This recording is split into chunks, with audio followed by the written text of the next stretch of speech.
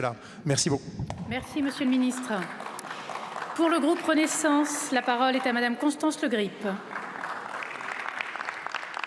Merci Madame la Présidente. Ma question s'adresse à Madame la Ministre déléguée auprès du Premier ministre chargée de l'égalité entre les femmes et les hommes et de la lutte contre les discriminations.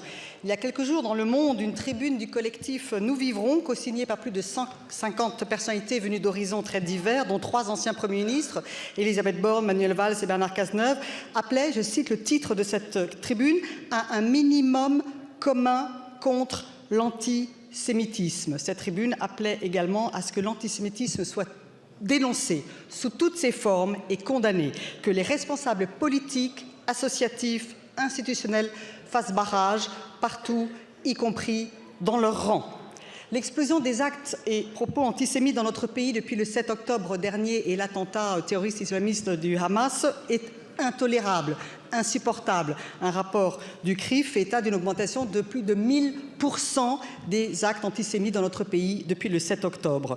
Vous avez annoncé, Madame la Ministre, dans un journal dominical, avoir entendu l'appel de ce collectif et vouloir organiser des assises de lutte contre l'antisémitisme. Vous avez dit que vous y inviteriez tous les partis politiques représentés à l'Assemblée nationale et au Sénat, toutes les associations de lutte contre la haine, tous les cultes.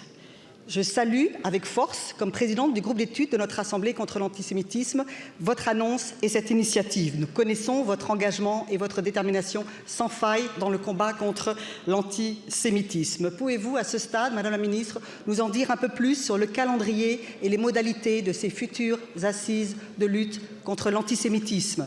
Je vous remercie. Je vous remercie. La parole est à Madame Aurore Bergé, ministre déléguée chargée de l'égalité entre les femmes et les hommes et de la lutte contre les discriminations. Merci Madame la Présidente, Mesdames et Messieurs les députés. Madame la députée, c'est une question essentielle que vous posez parce que c'est une question évidemment qui porte sur les valeurs qui sont les nôtres au cœur de notre République.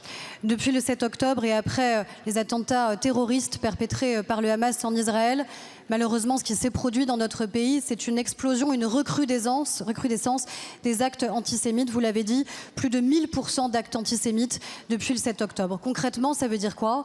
Ça veut dire que des Français, parce qu'ils sont juifs ou parce qu'ils auraient des patronymes juifs, ont changé leur nom sur certaines de leurs boîtes aux lettres, se sont désinscrits de certaines applications, n'osent plus commander de taxi ou de livraison de repas.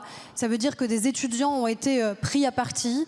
Ça veut dire que un homme a été pris à partie dans un bus et a dû s'en extraire de peur d'être violenté. Ça veut dire qu'un autre homme, en sortant d'une synagogue, a reçu des coups de poing et des coups de pied. C'est ça concrètement quand on parle de recrudescence des actes antisémites dans notre pays. Face à cela, il y a une mobilisation sans faille de l'État, des instructions très claires qui ont été passées, instructions du ministre de l'Intérieur et du garde des Sceaux pour qu'on soit implacable évidemment dans la condamnation de ces actes.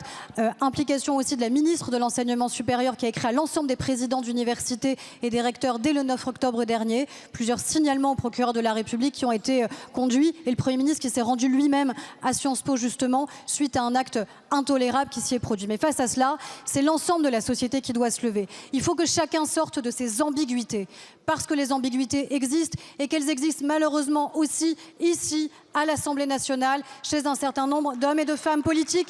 Et ces ambiguïtés, elles nourrissent l'antisémitisme. L'antisémitisme, il a des formes diverses. L'antisionisme est une forme renouvelée de l'antisémitisme contre laquelle nous devons évidemment ne rien céder. J'inviterai toutes les formes, toutes les associations politiques, évidemment, tous les partis politiques, toutes les associations de lutte contre la haine. Et j'espère qu'enfin, il y aura un discours commun et clair sur ce sujet. Merci Madame la Ministre.